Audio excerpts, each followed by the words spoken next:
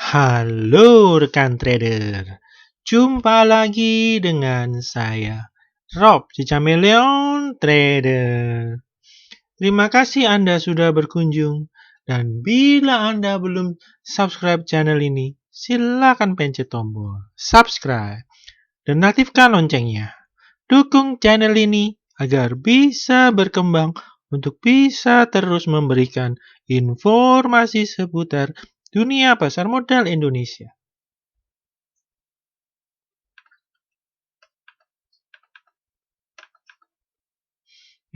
Untuk pertama-tama, saya akan coba menawarkan suatu program membership dari Rob Chameleon Trader.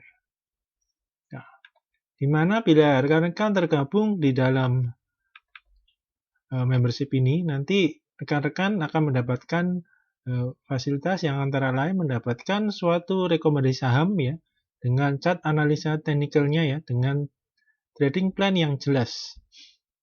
Dan juga rekan-rekan bisa merequest suatu chart analisa teknikal ya, seperti ini contohnya ya. Jadi ketika market buka, rekan-rekan bisa merequest untuk analisa chart teknikalnya dan juga bisa menanyakan mau ambil di berapa, mau beli di berapa ya, mana support atau resistennya bisa dilakukan ya.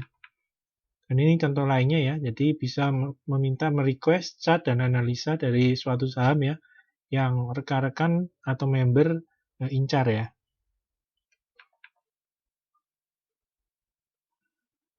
Dan ini juga rekan-rekan juga bisa menanyakan ya, berkonsultasi bila memiliki portofolio, apakah yang mesti dilakukan juga bisa ditanyakan ketika market berjalan ya.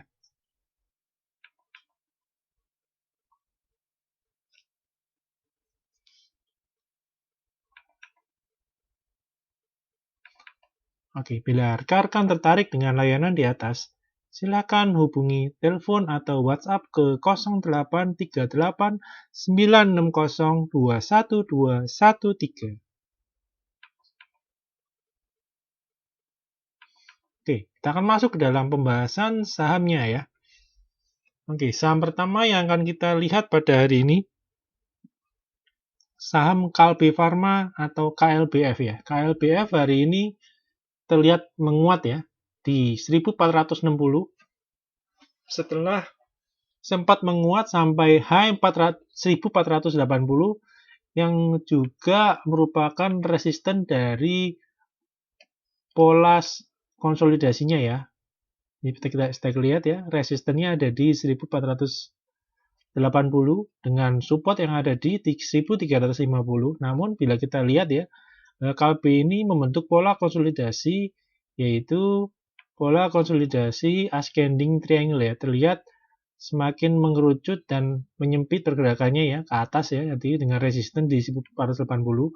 Nah, besok bila KLB bisa kembali menguat dan menembus dan close di atas 1480, maka KLB ada potensi untuk lanjut menguat ya, menuju ke 1680 ya. Nah, dengan kita lihat ini ya, selama hal ini berlaku selama KLB tidak bergerak turun ya dan close di bawah 1430.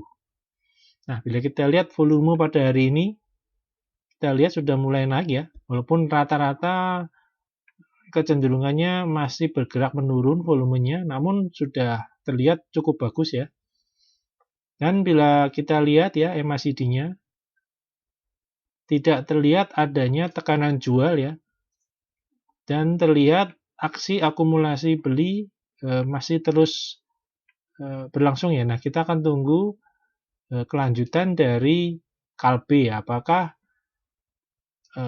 sudah bisa break ya dari konsolidasinya ini ya. Nah, kita akan tunggu besok ya, ketika KLB akan menguji kembali resisten 1480. Nanti pergerakan cukup bagus ya, di mana sesi 2 banyak sekali saham-saham yang rontok ya, atau malah sempat naik 2-4%, ke sesi kedua langsung dia turun kembali, namun KLB ini masih kuat bertahan ya, jadi cukup oke ya. Oke, Saham berikutnya kita akan melihat saham Matahari Department Store atau LPPF ya. Nah, LPPF dari minggu lalu sudah kita bahas ya. Ketika di candle ini ya. Dan terlihat tertekan market ya. Jadi dia terkoreksi dan menguji support di 1560 ya.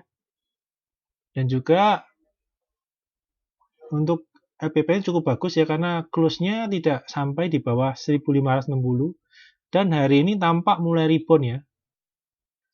Dan close di 1615. Nah, kita akan tunggu apakah LPPN ini besok bisa close di atas 1655 ya. Apabila bisa close di atas itu ada potensi dari LPPF ya untuk lanjut menguat menuju ke resisten ya di 1765. Nah, seperti kita lihat ya, ini LPPF itu juga membentuk suatu pola konsolidasi lagi ya, yaitu polanya ascending triangle ya. Dan ini seperti ini gerakannya ya, naik lagi, turun lagi, dan ini terlihat naik dan dia bergerak sideways ya di sini. Nah, kita akan tunggu besok apakah bisa melanjutkan kenaikannya ya. Nah, kalau dari volume ya, terlihat memang 2 minggu ini dia sideways konsolidasi dengan volume dia langsung sangat kecil sekali ya. Namun tidak masalah karena bila kita lihat dari MACD-nya belum terlihat adanya suatu distribusi jual yang cukup kuat ya, sehingga membuat pola dari LPPF ini gagal ya. Nah, kita akan tunggu besok ya. Oke. Saham berikutnya yang akan kita coba bahas yaitu saham S Hardware Indonesia atau ACES-nya. ACES ini juga sama ya pergerakannya. Hampir 2-3 minggu ini ya terlihat dia bergerak sideways ya ini ya. Kita lihat ya, pergerakannya sideways ya. Dengan range 1475 sampai 1550. Dan apabila kita lihat lebih ke lama ya dengan time frame yang lebih panjang ya, kita lihat ini jangka menengah terlihat membentuk pola konsolidasi ascending triangle juga ya, ini kita lihat ya, ini pergerakannya makin lama makin sempit ya dan menyempit dan lebih ke arah atas ya. Jadi menyempitnya ke atas bukan di tengah. Kalau di tengah symmetrical ini bagian atas. Jadi membentuk ascending triangle dengan resisten di 1550. Nah, bila kita lihat volumenya agak lebih bagus ya volumenya ya. Dari ketika dia sideways volumenya masih lebih oke ya daripada LPPF ya. Kita lihat ACES ya. Nah, ini apabila bisa terus bertahan di atas 1475, nah, sangat bagus ya. Lebih bagus lagi apabila bisa break dari resistennya di 1550. Nah, apabila bisa break ya dan close di atas 1550, ACES akan ada potensi untuk naik menuju ke resistennya ya yang ada di 1720. Nah, bila kita lihat dari MACD-nya, nah, ketika konsolidasi ini terlihat sudah ada tekanan jual, namun kita lihat masih belum terlalu kuat ya. Nah, kita akan tunggu apakah akumulasi beli yang muncul pada hari ini bisa berlanjut untuk besok ya.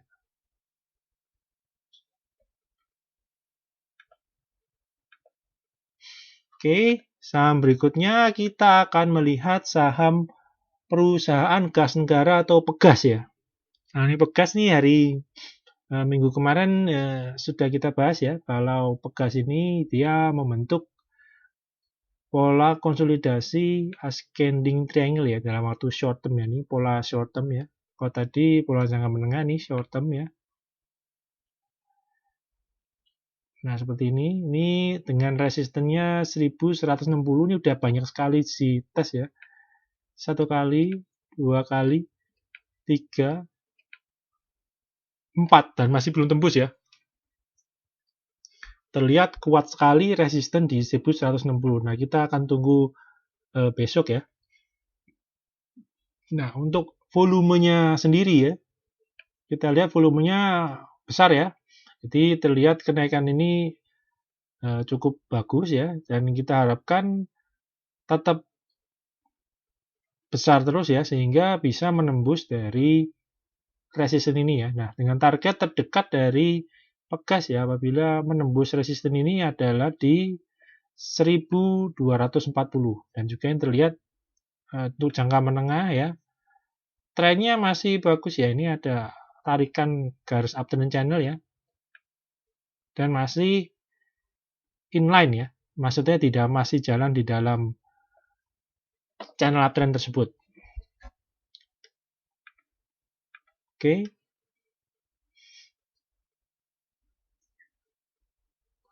Nah, kita akan bahas saham berikutnya ya. Oke, saham berikutnya kita akan melihat Jasa Marga ya, atau JSMR ya. Nah, JSMR tadi tidak kita lihat nih sempat menguat ya. Sesi pertama sempat menguat, namun di sesi kedua ketika tekanan market datang ya, begitu Dow Future tiba-tiba menjadi minus ya, yang sebelumnya sesi pertama plus 0,2 sampai 0,3.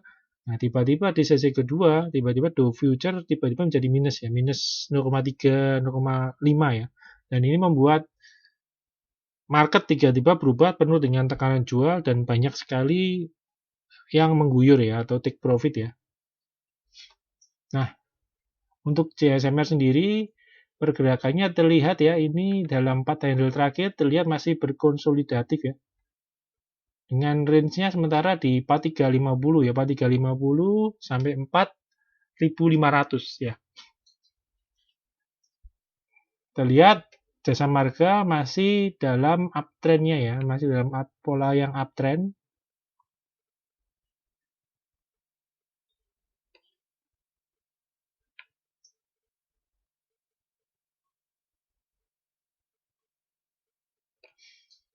Nah, apabila Jasa Marga bisa menembus 4.500 ya di sini ya, ini akan menuju ke resisten berikutnya di 4.700 ya. Nah, hati-hati bila Jasa Marga malah turun di bawah 4.350 ya. Nah, ada potensi Jasa Marga akan lanjut turun menuju ke supportnya ya, yang ada di 4.150 ya. Dan untuk volume sendiri emang terlihat volumenya drop ya, atau kecil sekali ya, sepi ya. Nah, kita akan tunggu ya pergerakan Jasa Marga berikutnya ya. Nah, sedangkan dari MACD-nya ketika kenaikan di sini ya, terlihat akumulasi belinya cukup oke ya, maka resisten dapat tertembus ya. Nah, kita akan tunggu apakah tekanan jual ini akan berlanjut ya. Nah, apabila makin lama makin membesar ya, nah ini akan berbahaya karena akan membuat Jasa Marga akan tertekan ya menuju ke menguji supportnya yang ada di 4.150. Oke, saham berikutnya.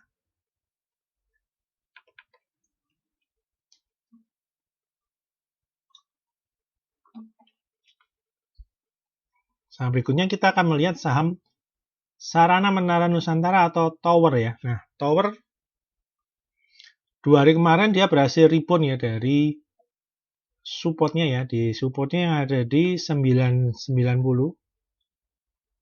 Ini ya, ini terlihat rebound 2 hari ya di sini. Nah, hari ini terlihat tertahan kenaikannya ya, walaupun volumenya cukup besar ya, namun masih tertahan kenaikannya ya, dengan high-nya di 1030. Nah, untuk bisa kembali ke uptrend-nya ya, ini butuh close sampai di atas 1045 ya. Nah, kalau dia berhenti di sini, maka dia berarti tertahan di downtrend channel-nya, dan ini cukup berbahaya ya untuk Tower ya, kalau benar-benar masih tertahan di sini. Karena ini akan indikasikan adanya mulainya downtrend channel yang berlangsung di Tower. Itu akan dikonfirmasi ya apabila Tower kembali melemah ya, kembali melemah dan close di bawah 990 kembali. Jadi untuk saat ini masih belum ya. Untuk saat ini berarti masih pergerakannya masih sideways ya. Nah, kalau sideways-nya dia menembus 990 kembali, berarti trennya sudah mulai berubah menjadi downtrend ya. Dengan target support ya, ke support 905 ya. Nah, sedangkan untuk MACD-nya sendiri, hari ini walaupun kenaikan tertahan ya, belum ada terlihat tekanan jual ya, yang cukup besar. Jadi masih terlihat masih cukup bagus. Nah, kita akan tunggu besok ya.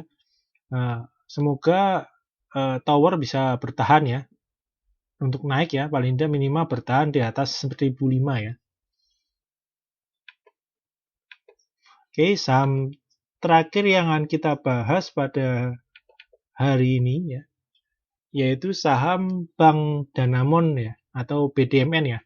Nah, BDMN secara jangka menengah dapat kita lihat ya, ini chartnya masih terlihat masih sangat uptrend ya. Nah, dan sekarang BDMN pergerakannya yaitu menguji support 2710 dan uptrend channel bagian bawah ya. Nah, kita akan tunggu. Terlihat 3 hari ini ya, candle dari BDMN sudah berada di bawah moving average 20-nya ya. Jadi untuk kembali menjadi uptrend ya, paling tidak BDMN harus close di atas 2750 ya. Dan apabila besok berhasil rebound ya dan close di atas 2750 ya, ada potensi BDMN akan menguji resisten terdekat ya yang ada di 2870 ya. Nah, apabila kita lihat dari volumenya juga sama ya, volumenya sepi ya dan cenderung menurun. Dan apabila kita lihat dari MACD-nya menandakan adanya tekanan jual ya, dan semakin lama makin membesar ya. Nah, ini apabila terus membesar agak riskan dan berbahaya karena support 2710 ini bisa saja jebol ya. Apabila nanti besok Dow Future atau market global ya, terutama di Amerika ya, Dow Future-nya minus kembali ya. Oke, kita akan masuk ke dalam pembahasan IHSG ya. Nah, bagaimana pergerakan IHSG sekarang ini ya, sampai dengan akhir bulan ini yang ternyata sampai dengan akhir bulan ini pergerakannya berbeda ya dengan bulan Mei dan Juni, di mana biasanya 4 atau 5 hari terakhir perdagangan bursa di akhir bulannya IHSG didorong naik ya. Nah, namun di bulan Juni ini tampaknya IHSG kekurangan sentimen positif yang baru sehingga pergerakannya cenderung flat ya atau sideways ya. Dengan range-nya kisarannya 4850 sampai 4937 ya. Masih berputar-putar di range itu ya. Nah, kita akan menunggu ya karena memang ini IHSG sudah berada di ujung konsolidasinya karena pergerakannya makin lama makin sempit sekali ya. Jadi cenderung terlihat polanya yaitu polanya symmetrical ya karena cenderung menyempit dan di tengah ya ini ya. Nah, ini seperti ini. Ini cenderung pola konsolidatif ya, ini adalah symmetrical triangle ya. Nah, namun ya tinggal menunggu penembusannya ya ke atas atau ke bawah. Nah, terlihat pencobaannya ke atasnya terlihat cukup berat ya karena di sini kita lihat ya di atas area 4937 ya. Tekanan jual dari seller sangat besar ya, sehingga pergerakan IHSG sedikit tertahan ya. Dan juga ke bawah juga terlihat masih yang banyak buyer yang menahan penurunan. Jadi sampai sekarang IHSG masih berada di suatu tren yang bisa dibilang sideways ya. Nah, untuk volume sendiri terlihat IHSG tergerak menurun ya. Dan bila kita lihat dari MACD-nya, nah bisa kita lihat ya sudah mulai banyak merah-merah yang menandakan tekanan jual di IHSG sudah mulai muncul ya. Nah, bila mana kita lihat ini flat ya, ini sideways ya. Nah, bila kita lihat di penurunan sebelumnya ya, di akhir-akhir ya, menjelang akhir ya, di bulan Juni sampai di moving penurunannya sudah candle di bawah moving average sudah 4-5 hari, kita lihat tidak dead cross ya. Dan ini belum turun ya, namun sudah dead cross ya. Dan tekanan jualnya membesar ya. Nah, ini yang perlu diwaspadai ya. Nah, seperti ini kita lihat ya. Nah, ini juga turun ya di akhir Mei ya, namun masih cukup bertahan ya. Nah, di bulan Juni ini yang agak-agak riskan ya, marketnya flat, namun kita lihat tekanan jual atau distribusi jualnya membesar ya, ini cukup berbahaya ya. Nah, kita akan tunggu ya. Jadi untuk acuan bergerak IHSG berarti apabila dia bergerak ke atas, dia harus bisa closing minimal 2 candle di atas 4.937 dan hati-hati apabila IHSG malah turun dan close di bawah 4.851 ya. Itu nanti IHSG akan cenderung untuk turun ke support di bawahnya yaitu di 4.721 ya. Dan apabila terus berlanjut, ini bisa jadi IHSG akan turun sampai ke range 4.400 sampai 4.500. Oke, untuk pembahasan sahamnya untuk video kali ini cukup sekian. Semoga bermanfaat buat rekan-rekan dalam membantu mengambil keputusan beli atau jual. Terima kasih.